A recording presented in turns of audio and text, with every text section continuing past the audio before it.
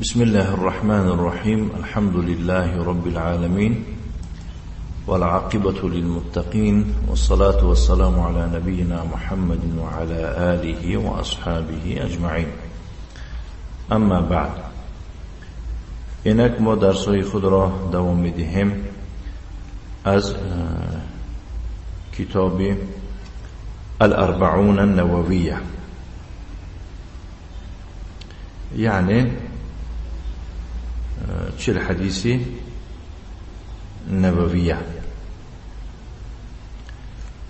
حديث امروزة الحديث 12 حديث 12 عن أبي هريرة رضي الله عنه قال: قال رسول الله صلى الله عليه وعلى آله وسلم: من حسن إسلام المرء تركه ما لا يعنيه. حديث حسن رواه الترمذي وغيره هكذا. خلاص این حدیث اساسا مرسله، حدیثی مرسل میگم، یکی از اقسامی میگویم حدیث های ضعیف مرسل میباشد. نه همه مرسل، بعضی مرسل ضعیف میشه. مهم معناش درست است انشاءالله. از ابو هریره رضی الله عنه روایت میکنند که گفت پیغمبر الله صلی الله علیه و علی آله و سلم چنین گفت: من حسن اسلام المرء ترکه ما لا یعنیه.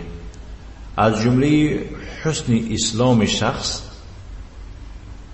یعنی از جمله حسن اسلام شخص گفته یعنی همین انسان چند خصلتای زیبای اسلامی دارد. فهمیدید؟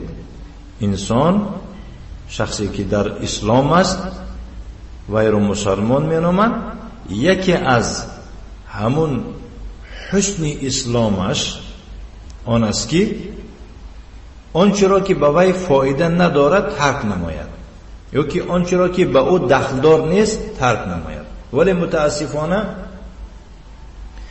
بسیار انسان ها به وی دخلدار نیستند و چیکار میکنند؟ به یک کاری مشغول میشد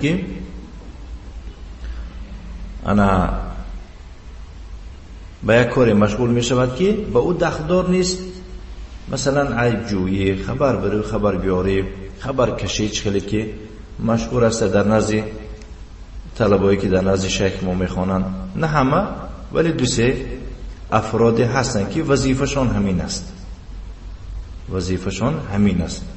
کارشان فقط خبر بری و خبر بیاری و خیلی بعد چیکار کردن؟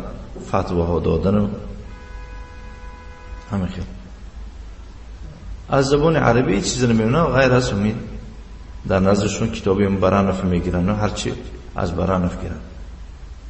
بنابراین این از خیلی شیخ صالح الفوزان میگوید این از نشانه های همین حدیث، از نشانه های زیاد شدن ایمان و کم شدن ایمان دلالت میکنه.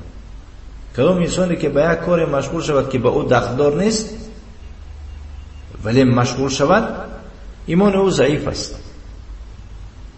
کدام انسانی که کاردار نشود، فقط به یک کاری مشغول شود که به فایده خودش باشد، بر ضرر یک کس دیگر نباشد، این نشانه زیاد شدن ایمان است.